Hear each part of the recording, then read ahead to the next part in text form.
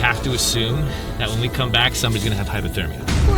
It's day 5 and we're down to our last meal. We dug 6 feet deep, 4 grueling hours, and the sun started to go down. So you're telling me there's no fish?